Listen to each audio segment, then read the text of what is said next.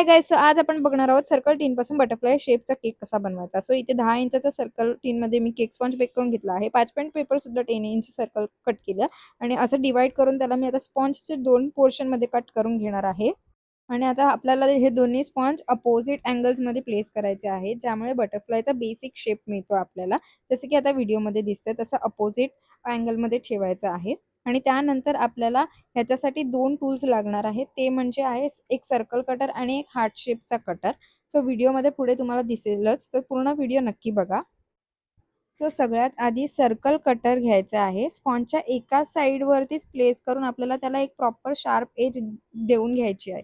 त्यानंतर मिडल पोर्शनसाठी heart shape cutter use करणार आहोत. त्याचे कॉर्नर्स योग्य ठिकाणी ठेवून आपल्याला ते पोर्शन केअरफुली कट करून घ्यायचे आहे. जसं की आता व्हिडिओमध्ये पुढे दिसेलच, 2 अँगल्सला मी हे हार्ट शेपचं कटर यूज करून घेणार आहे. सो व्हिडिओ मी थोडी फास्ट फॉरवर्ड केली आहे, जेणेकरून लाँग व्हिडिओ नको बनायला म्हणून.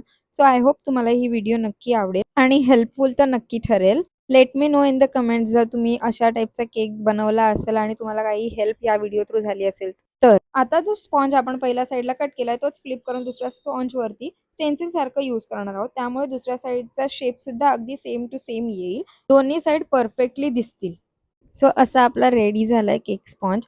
आता केकच्या फ्लेवरप्रमाणे आपण फिलिंग आणि फ्रस्टिंग करून घेणार आहोत. सो इथे हा डच ट्रफल फ्लेवर होता, म्हणून मी इथे चॉकलेट क्रीमची फ्रस्टिंग प्लस आता गनाशची फिलिंगसुद्धा ह्याच्यामध्ये ॲड होईल. केक स्पॉन्जला मी प्रॉपर सोक करून घेतलं आणि त्यानंतरच मी ही फ्रस्टिंग अप्लाय करते.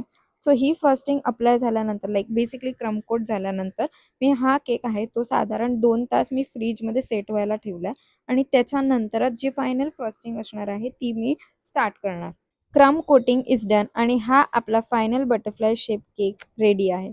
सो गाईज, मला आशा आहे की तुम्हाला आजचा हा व्हिडिओ आवडला असेल. मला नक्की कमेंट करून सांगा की सर्कल शेपपासून बटरफ्लाय शेप बनवण्याची ही टेक्निक कशी वाटली.